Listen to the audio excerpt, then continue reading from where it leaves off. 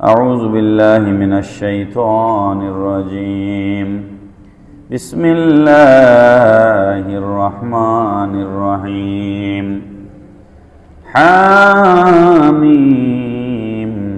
والكتاب المبين إنا أنزلناه في ليلة مباركة إنا كنا منذرين فيها يفرق كل أمر حكيم أمر من عندنا إنا كنا مرسلين صدق الله مولانا العظيم وصدق رسوله النبي الحبيب الكريم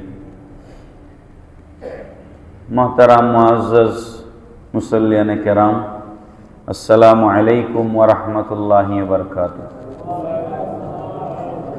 महान मुनीबेर दरबारे आलिशाने लक्ष कोटी शुकुर एवं सुजूद जे आल्लाह पाक रब्बुल आलामीन अत्यंत मेहरबानी करे आमादेरके आजके महान पवित्र शबे बरातेर এই চাঁদে जुमाबार दिन शबे बरातेर रातके सामने निये जुमार नामाजे एकत्रित हওয়ার আল্লাহ পাক তৌফিক দান করেছেন।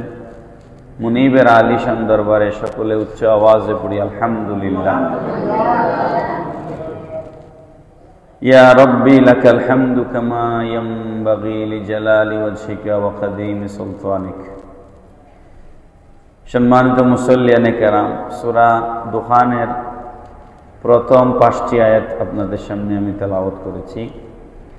এই আয়াতে কারিমাগুলোর আলোকে আজকে আমরা তাফসীরুল কোরআন এবং হাদিস শরীফের আলোকে সংক্ষেপে শবে বরাতের উপর কিছু কথা বলবো ইনশাআল্লাহ। আমাদের অত্যন্ত আফসোসের বিষয় হচ্ছে, পরিতাপের বিষয় হচ্ছে, নামদারি কিছু মুসলমানরা আজকে শবে বরাতের বিরুদ্ধে কথা বলছে। আর দুর্ভাগ্যের বিষয় হচ্ছে যে এখন আমাদেরকে শবে বরাতের দলিল আপনাদের সামনে দিতে হচ্ছে। যাই হোক, এটা যুগে যুগে ছিল এবং কিয়ামত পর্যন্ত থাকবে। এগুলোকে মোকাবেলা করেই ঈমানদাররা ঈমানের ঝান্ডা নিয়ে সামনের দিকে অগ্রসর হবে ইনশাআল্লাহ। আল্লাহ পাক ইরশাদ ফরমাচ্ছেন হামিম। হামিম হরফে মুকাত্তাআত, এর অর্থ একমাত্র আল্লাহই জানেন। ওয়াল কিতাবিল মুবিন, সুস্পষ্ট কিতাবের শপথ। ইন্না আনজালনাহু ফি লাইলাতিন মুবারাকা, আমি এই কোরআনুল করিমকে কোন এক বরকতময় রাতে নাজিল করেছি। ইন্না কুন্না মুনজিরিন, নিশ্চয় আমি সতর্ককারী, ভয় প্রদর্শনকারী। ফিহা ইউফরাকু কুল্লু আমরিন হাকিম, ওই রাতেই প্রত্যেক প্রজ্ঞাপূর্ণ বিষয়ের সিদ্ধান্ত হয়ে থাকে। প্রত্যেক হিকমতপূর্ণ কাজগুলো ওই রাতেই পৃথক পৃথক করা হয়। আমরাম মিন ইনদিনা, আমার আদেশ ক্রমে। ইন্না কুন্না মুরসিলিন, নিশ্চয় আমি রসুল প্রেরণ করে থাকি। এই হচ্ছে 5টা আয়াতে কারিমার সহজ সরল বাংলা অনুবাদ। তাফসীরে রুহুল মাআনি শরীফে এই আয়াতের ব্যাখ্যায় 25 নম্বর খণ্ড 110 এবং 111 পৃষ্ঠা ব্যাখ্যায় লেখা হয়েছে, ফি লাইলাতিন মুবারাকা, আমি এই কোরআনকে কোনো এক বরকতময় রাতে নাজিল করেছি। এই বরকতময় রাতটি কোনটি? এটার ব্যাখ্যায় তাফসীরে রুহুল মাআনি শরীফে এসেছে, হিয়া লাইলাতুল কদর, এটা হচ্ছে শবে কদর।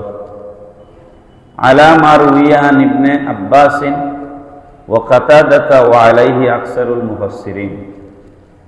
হযরত আব্দুল্লাহ ইবনে আব্বাস রাদিয়াল্লাহু তাআলা আনহুমা, হযরত কাতাদা রাদিয়াল্লাহু তাআলা আনহু এবং আকসারুল মুফাসসিরিন, অধিকাংশ মুফাসসিরগণের মতে বরকতময় রাত হচ্ছে শবে কদর। বরকতময় রাত কি? শবে কদর। ওয়াকালা ইকরামা ওয়া জামাআতান, হযরত ইকরামা রাদিয়াল্লাহু তাআলা আনহু এবং এক জামাত সাহাবায়ে কেরামের মত হচ্ছে হিয়া লাইলাতুন নিসফি মিন শাবান, এটা হচ্ছে শাবান মাসের মধ্য রজনী। পড়েন সুবহানাল্লাহ। ওয়া তুসাম্মা লাইলাতার রাহমা, আর এই শাবানের মধ্য রজনীর রাত হচ্ছে রহমতের রাত। ওয়া লাইলাতাল মুবারাকা, বরকতের রাত। ওয়া লাইলাতাস সাক, নিষ্পত্তির রাত। ওয়া লাইলাতাল বারাআ, মুক্তির রাত। পড়েন সুবহানাল্লাহ। তাহলে এই তাফসীরের ইবারত থেকে আমরা শাবান মাসের মধ্য রজনীর অর্থ পেলাম চারটা। কয়টা? একটা হচ্ছে লাইলাতুর রহমা, 2 নম্বর হচ্ছে লাইলাতুল মুবারাকা, 3 নম্বর হচ্ছে লাইলাতুস সাক, আর 4 নম্বর হচ্ছে লাইলাতুল বারা। আর কোরআনের এই আয়াতের তাফসীর পাইলাম 2টা, একটা হচ্ছে শবে কদর আর একটা হচ্ছে শবে বরাত। একটা কি? শবে কদর, আর একটা কি? শবে বরাত। এখন প্রশ্ন হলো, তাইলে কোরআন কি 2 দিন নাজিল হয়েছে? এই প্রশ্ন আসে কি আসে না? কোরআন কি তাহলে 2 দিন নাজিল হয়েছে? ইন্না আনজালনাহু ফি লাইলাতিন মুবারাকা, এই লাইলাতুল মুবারাকার ব্যাখ্যা হচ্ছে এরকম, আল্লাহ পাক শবে বরাতের রাত্রে গোটা কোরআনুল কারীমকে লৌহে মাহফুজ থেকে প্রথম আসমানের দিকে বাইতুল ইজ্জাতে অবতীর্ণ করেছেন, আর শবে কদরের রাত্রে আল্লাহ পাক তার হাবিবের উপরে কোরআন শরীফ নাজিল করেছেন। সুতরাং 2টা তাফসীরই সঠিক, 2টা তাফসীরই কি সঠিক। সহিফা ইব্রাহিম আলাইহিস সালামকে যে কিতাব আল্লাহ পাক দান করেছিলেন, সেই কিতাব পয়লা রমজান ইব্রাহিম আলাইহিস সালামের উপর নাজিল হয়েছে। তৌরাত 6 রমজান হযরতে মূসা আলাইহিস সালামের উপর নাজিল হয়েছে। জবুর 22 রমজান হযরতে দাউদ আলাইহিস সালামের উপর নাজিল হয়েছে। ইনজিল ঈসা আলাইহিস সালামের উপরে 18 রমজান নাজিল হয়েছে। আর কোরআনুল কারীম আমাদের নবীর উপরে 27 রমজান নাজিল হয়েছে। এই হচ্ছে আসমানি কিতাবগুলো নাজিলের ধারাবাহিকতা, পয়লা রমজান থেকে 27 রমজান পর্যন্ত। তো যাই হোক, প্রশ্ন হলো শবে বরাত, এই শব্দটা কোরআনেও নাই, হাদিসেও নাই। এই শব্দটা কোরআনেও নাই, হাদিসেও নাই। এই জিনিসটা আমাদেরকে ভুল বোঝানো হচ্ছে, উল্টাপাল্টা বক্তব্য দিয়ে মুসলমানদের অন্তরে সন্দেহ তৈরি করে দেওয়া হচ্ছে। শবে কদর, শবে বরাত কোরআনেও নাই, হাদিসেও নাই, এই কথাটা আপাতত সঠিক, আপাতত সঠিক। কিন্তু শবে বরাত কোরআনেও আছে, হাদিসেও আছে, এটা হচ্ছে চূড়ান্ত কথা। শবে বরাত কোরআনেও আছে, হাদিসেও আছে, এটা হচ্ছে চূড়ান্ত কথা। কিভাবে? কোরআনে শবে বরাতকে বলা হয়েছে লাইলাতুম মুবারাকা। কি বলা হয়েছে? লাইলাতুম মুবারাকা। হাদিস শরীফে শবে বরাতকে বলা হয়েছে লাইলাতুন নিসফে মিন শাবান। লাইলাতুন নিসফে মিন শাবান। তো লাইলাতুম মুবারাকা এর অর্থ হচ্ছে বরকতের রাত। লাইলাতুন নিসফে মিন শাবান, শাবান মাসের মধ্য রজনী, শাবান মাসের মধ্য রজনী। এই লাইলাতুন নিসফে মিন শাবানকে আমাদের পরিভাষায় এই ভারত উপমহাদেশে আমরা এটাকে শবে বরাত বলে থাকি। কারণ তাফসীরের মধ্যে লাইলাতুল বারাত আছে। কি আছে? লাইলাতুল বারাত আছে। বরাত মানে মুক্তি। বরাত মানে কি? মুক্তি। কিসের থেকে মুক্তি? জাহান্নাম থেকে মুক্তি। কিসের থেকে মুক্তি? জাহান্নাম থেকে মুক্তি। শবে বরাতের রাত হচ্ছে সব ফার্সি শব্দ। সব কি শব্দ? ফার্সি শব্দ। আরবিতে বলা হয় লাইলাতুল। আরবিতে কি বলা হয়? লাইলাতুল। আরবিতে এটাকে বলা হচ্ছে লাইলাতুল বারাত, আর ফার্সিতে এটাকে বলা হচ্ছে শবে বরাত। অর্থের মধ্যে কোনো পার্থক্য নাই। অর্থের মধ্যে কি কোনো পার্থক্য আছে? অর্থের মধ্যে কোনো পার্থক্য নাই। সুতরাং যেটাকে কোরআনে লাইলাতুল মুবারাকা বলা হয়েছে, ওইটাকে হাদিস শরীফে লাইলাতুল নিসফে মিন শাবান বলা হয়েছে, ওটাকে তাফসিরে লাইলাতুল বারাত বলা হয়েছে।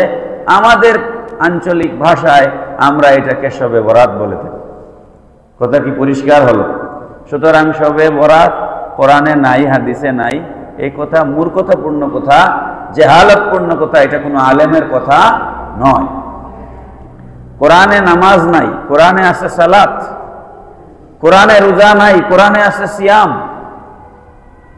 কি ঠিক নেই? তো আমরা সিয়ামকে আমাদের আঞ্চলিক ভাষায় রোজা বলি, আমরা নামাজকে আমাদের আঞ্চলিক ভাষায়, সালাতকে আমাদের আঞ্চলিক ভাষায় আমরা নামাজ বলি। ঠিক তদ্রুপ লাইলাতুল নিসফে মিন শাবান, লাইলাতুল মুবারাকা, এটাকে আমরা আমাদের আঞ্চলিক ভাষায় শবে বরাত বলি। এই শব্দের মারপেচ দিয়ে, এই ভাষার মারপেচ দিয়ে যারা মুসলমানদের অন্তরে ওয়াসওয়াসা সৃষ্টি করে, এরা শয়তান। মুসলমানদের অন্তরে কি সৃষ্টি করে? ওয়াসওয়াসা সৃষ্টি করে। মুসলমানদের অন্তরে কনফিউশন তৈরি করে, দ্বন্দ্ব সৃষ্টি করে। এই কনফিউশন তৈরি করা এটা শয়তানের কাজ। ইবাদতের ব্যাপারে মানুষের অন্তরে সন্দেহ সৃষ্টি করা এটা কার কাজ? বলেন, এটা কার কাজ? দলিল আল্লাযী ইউওয়াসউইসু ফি সুদুরিন নাস, আল্লাযী ইউওয়াসউইসু ফি সুদুরিন নাস, এরা মানুষের অন্তরের মধ্যে ওয়াসওয়াসা দেয়। কি দেয়? ওয়াসওয়াসা দেয়। মিনাল জিন্নাতি ওয়ান নাস, এই শয়তান জিনদের মাঝে আছে, এই শয়তান মানুষদের মাঝে আছে। এটা আল্লাহ বলেছেন সূরা নাসের ভিতরে। মানুষের অন্তরে ওয়াসওয়াসা সৃষ্টি করে এরকম শয়তান জিনদের ভিতরেও আছে, এরকম শয়তান মানুষদের ভিতরেও আছে। এই সমস্ত শয়তান যারা মানুষকে ওয়াসওয়াসা দিয়ে কনফিউশন তৈরি করে ইবাদত থেকে দূরে রাখতে চায়, এই সমস্ত শয়তানদের থেকে আল্লাহ আমাদের হেফাজত করুন। সবাই বলুন আমিন। প্যারা হাজিরিন, সময়ও কম আর আমার শরীরও তো ভালো না। আল্লাহর হাবিব সাল্লাল্লাহু আলাইহি সাল্লাম ইরশাদ ফরমাচ্ছেন, বাইহাকি শরীফের হাদিস, আন আয়েশা রাদিয়াল্লাহু তাআলা আনহা আনিন নবী সাল্লাল্লাহু আলাইহি ওয়াসাল্লাম قال هل تدرين ما في هذه الليلة يعني ليلة النصف من شعبان। আম্মা জান আয়েশা সিদ্দিকা রাদিয়াল্লাহু তাআলা আনহা থেকে হাদিস বয়ান হচ্ছে।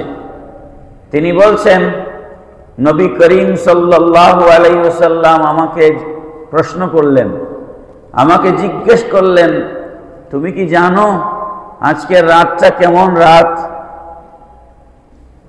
যে রাতটা ছিল হিয়া লাইলাতুন নিসফে মিন শাবান, শাবানের মধ্য রজনী। এই রাতে আল্লাহর হাবিব সাল্লাল্লাহু আলাইহি সাল্লাম আমাকে জিজ্ঞেস করলেন, হাল তাদরিনা মা ফি হাযিহিল লাইলা, ওরে আয়েশা তুমি কি জানো আজকের রাতে কি আছে? قالت ما فيها يا رسول الله।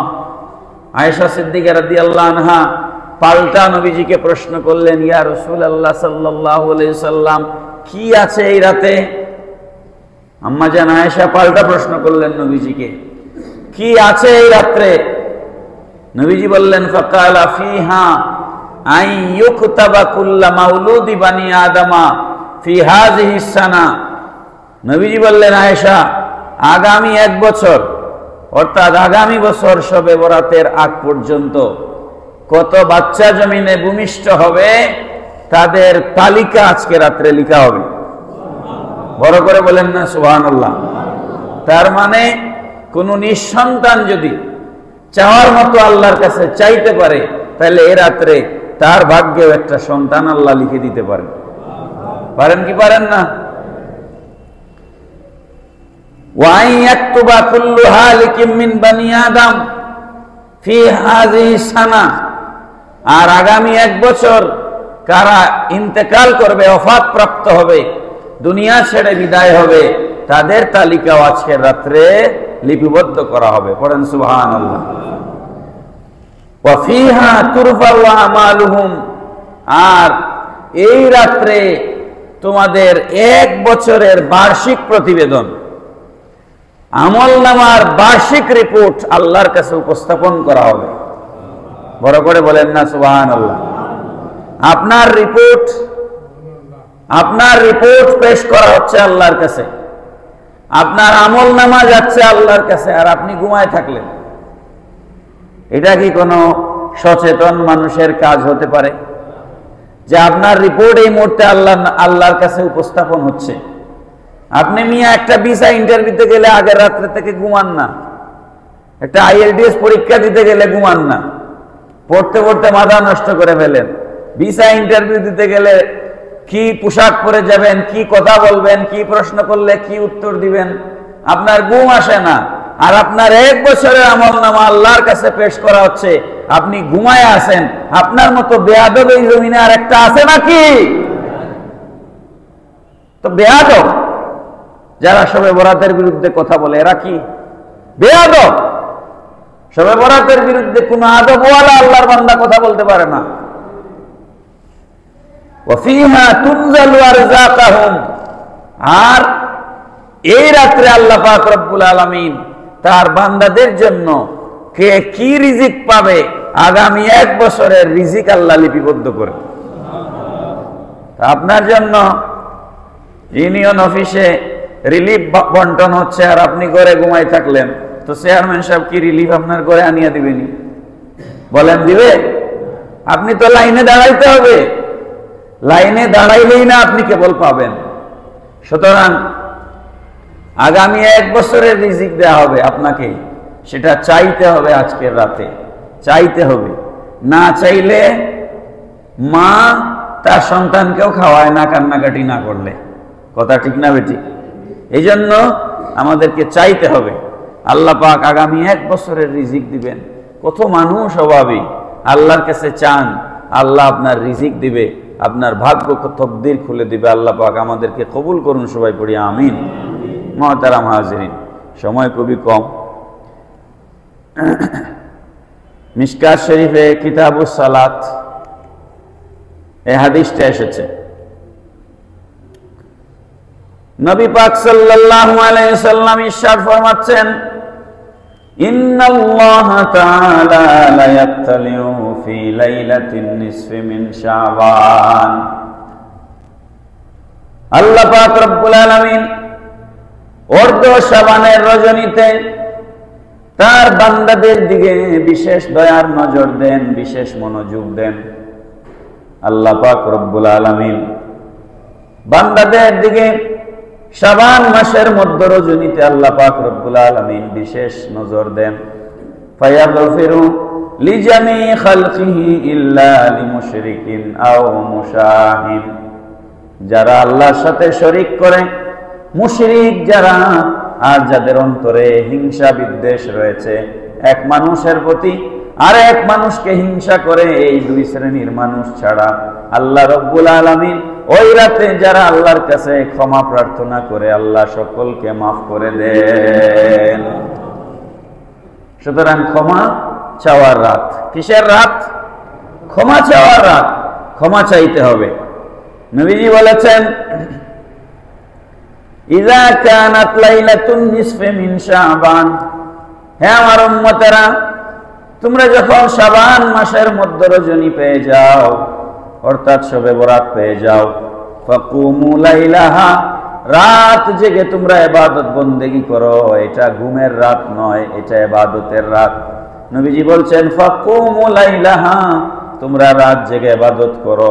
ওয়াসুমু ইয়াওমাহা, আর দিনের বেলা রোজা রাখো। পড়েন সুবহানাল্লাহ।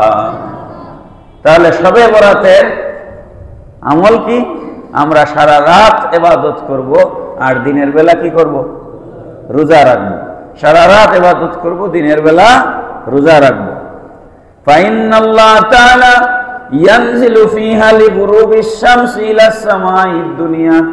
আল্লাহ পাক রব্বুল আলামিন, হাদিস শরীফের মধ্যে অন্য হাদিসে এসেছে, প্রত্যেক রাতে, শেষ রাতে, তাহাজ্জুদের রাতে আল্লাহ রব্বুল আলামিন তার বান্দাদেরকে ডাকেন। কোন সময়? কোন সময়? তাহাজ্জুদের সময় আল্লাহ পাক তার বান্দাদেরকে ডাকেন। আর শবে বরাতের রাতে নবীজি বলতেছেন, মাগরিব থেকে আল্লাহ পাক তার বান্দাদেরকে ডাকেন। ফায়ানজিলু ফিহা লিগুরুবিশ শামসি ইলাস সামাঈদ দুনিয়া ফায়াকুলু আলা মিন মুস্তাগফিরিন ফাগফির লাহু। আল্লাহ পাক রব্বুল আলামিন তার বান্দাদেরকে ডেকে ডেকে বলেন, কে আছো আজকে আমার কাছে ক্ষমা চাইবে, আমি তোমাদেরকে ক্ষমা করে দিব। আলা মুস্তারজিকিন ফারজুকুহু, কে আছো আজকে আমার কাছে রিজিক চাইবে, আমি তাকে রিজিক দিব। আলা মুবতালা ফাউআফিয়া, কে আছো বিপদগ্রস্ত, বিপদ থেকে মুক্তি চাইবে, আমি তাকে উদ্ধার করে দিব। পড়েন না সুবহানাল্লাহ। আলা কাযা আলা কাযা হাত্তা ইয়াতলুআল ফজর। এইভাবে একটার পর একটা বলে বলে আল্লাহ বান্দাকে ডাকবেন ফজর পর্যন্ত। পড়েন সুবহানাল্লাহ। সুতরাং আমরা মাগরিবের নামাজ কি করব?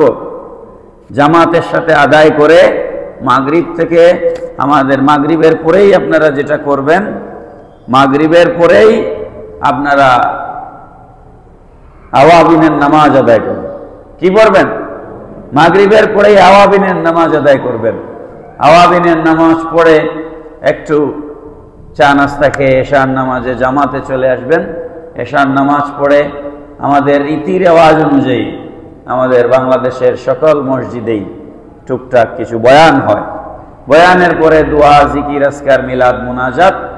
এরপরে আপনি বাকি রাত কিয়ামুল লাইল করবেন, আপনি আপনার মতো করে রাত কাটাবেন। এই হচ্ছে মেইন কথা। আলোচনা আর বেশি দূর আগাতে চাই না, রাতে বয়ান করব এশার পরে ইনশাআল্লাহ। তো এই রাত্রে, সবে বরাতের রাত্রে এই হাদিসটা বলে শেষ করব। অনেক কথা, একটা কিতাবই আছে লাইলাতুল বরাত, এটা পুরা কিতাব বয়ান করতে গেলে 4-5 জুম্মার দরকার। আয়েশা সিদ্দিকা রাদিয়াল্লাহু তাআলা আনহা থেকে হাদিস রওয়ায়াত হচ্ছে, আম্মা জান আয়েশা বলছেন, একদম এই হাদিসের সনদের মধ্যে আঙ্গুল দেওয়ার সুযোগ কোনো মূল্যায়ন নাই। সহিহ হাদিস, সহিহ হাদিস বুঝাইবার এখন আর সময়ও নাই, জানেও মানতেছে না। হাদিস মৌলিকভাবে 3 প্রকার। এগুলা মাদ্রাসার ছাত্রদের কাজ, এগুলো আপনাদের কাজ না। তারপরেও বলতেছি, হাদিস মৌলিকভাবে কয় প্রকার? 3 প্রকার। সহিহ হাদিস, হাসান হাদিস, জয়ীফ হাদিস। কয় প্রকার? সহিটাও হাদিস, হাসানও হাদিস, জয়ীফও হাদিস। জয়ীফ হাদিসকে যদি কেউ জয়ীফ বলে অবজ্ঞা করে, সাথে সাথে কাফের হয়ে যাবে। কারণ হাদিস জয়ীফ হলেও এটা হাদিস, হাদিস জয়ীফ হলেও কি হাদিস। 3 প্রকারের হাদিস 3 কাজে লাগে। এই কথাটা ভালো করে খেয়াল রাখবেন সারা জীবনের জন্য।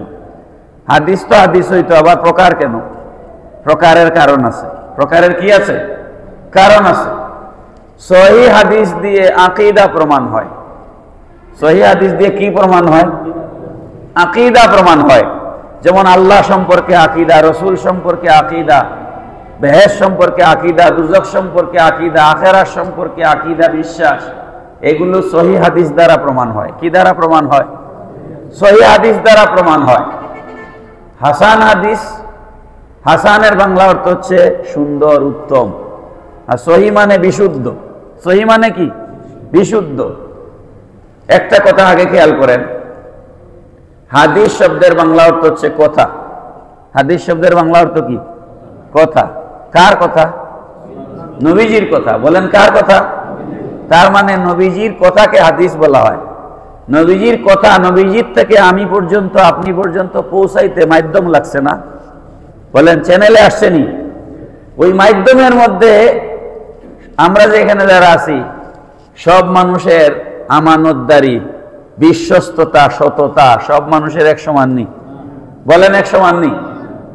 আমাদের মাঝে কেউ এমন মানুষ আছে যার কথা কিয়ামত হয়ে গেলেও নড়ে না। এরকম মানুষ আছে না নাই? কোটি টাকা লস হয়ে গেলেও সে তার কথার থেকে নড়বে না। এরকম সৎ, আমানতদার, বিশ্বস্ত মানুষ আছে না? আবার এরকম মানুষও তো আমাদের মাঝে আছে, সকালে এক কথা বলে বিকালে এক কথা বলে, আছে না নাই? তার মানে আমাদের মাঝে, মানুষের মাঝে আমাদের সততা, বিশ্বস্ততায় গরমিল আছে, কম বেশ আছে, আছে না নাই? সাহাবায়ে কেরাম মানুষ ছিলেন না? বলেন মানুষ ছিলেন না? তো আবু বকর সিদ্দিক আর অন্য একজন সাহাবী কি সমান নেই? বলেন সমান নেই? সমান নয়। তো সাহাবায়ে কেরামের মধ্যে কথাবার্তায়, সততায়, বিশ্বস্ততায়, এবং সাহাবায়ে কেরামের পরবর্তী প্রজন্ম তাবেঈন, তারপরে তবে তাবেঈন, তারপরে আমরা পর্যন্ত এই হাদিসটা আসতে যে মাধ্যমে আমরা হাদিসটা পেয়েছি, মাধ্যম কি? মানুষ। বলেন মাধ্যম কি? মানুষ। ওই বর্ণনাকারী যিনি নবীর হাদিস বর্ণনা করছেন তাকে যারা চোখ বন্ধ করে বিশ্বাস করে, এরকম বর্ণনাকারী যখন হাদিস বর্ণনা করেন তখন এটাকে আমরা সহিহ হাদিস বলি। কি হাদিস বলি? সহিহ হাদিস বলি।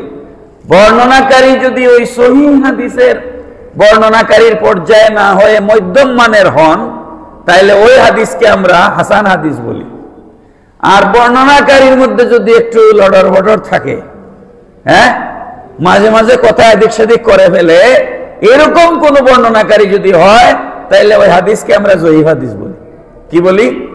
জয়ীফ হাদিস বলি। কিন্তু হাদিসটা নবীজির কথা। কার কথা? যে বলতেছে তার বলার মধ্যে কম বেশ হইতে পারে, কিন্তু হাদিসটা কার? সুতরাং জয়ীফ বলে এটাকে আপনি অবজ্ঞা করার কোনো সুযোগ নাই। একটা ছোট্ট উদাহরণ দিলে বিষয়টা পরিষ্কার হবে। জয়ীফ শব্দের বাংলা অর্থ হচ্ছে দুর্বল। জয়ীফ শব্দের বাংলা অর্থ কি? দুর্বল। জয়ীফের একটা বাংলা অর্থ হচ্ছে বুড়া। কি? বুড়া। তো আপনার বাপ যখন বুড়া হয়ে যান, আপনার মা যখন বুড়া হয়ে যান, তখন কি হয়ে যান? দুর্বল হয়ে যান। কি হয়ে যান? তো আপনার বাপ যখন জোয়ান ছিল তখন বাপ ছিল, বুড়া হয়ে যাওয়ার পরে জয়ীফ হয়ে যাওয়ার কারণে বাপ অস্বীকার করছেন? বলেন না। বাপ যখন জোয়ান ছিল তখন বাপ মানতেননি? বুড়া হওয়ার পরও মানেননি? না বলেন না, না এই বুড়া বাপরে আমি মানি না, বলছেননি কখনো? তো যারা বলে জয়ীফ হাদিস মানি না, এরা কি তাদের বাপ অস্বীকার করতে পারবে? সুতরাং জয়ীফ বলে হাদিসকে অস্বীকার করার কোনো সুযোগ নাই। এবার আসেন, সহিহ হাদিস দিয়ে আকীদা প্রমাণ হয়। কি প্রমাণ হয়? আকীদা প্রমাণ হয়। সহিহ হাদিস দিয়ে কি প্রমাণ হয়? হাসান হাদিস দিয়ে আমল প্রমাণ হয়। কি প্রমাণ হয়? আমল প্রমাণ হয়। জয়ীফ হাদিস দিয়ে ফজিলত প্রমাণ হয়। জয়ীফ হাদিস দিয়ে কি প্রমাণ হয়?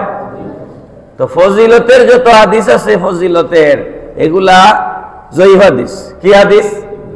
জয়ীফ হাদিস দিয়ে ফজিলত প্রমাণ হয়, এটা ইসলামের বিধান।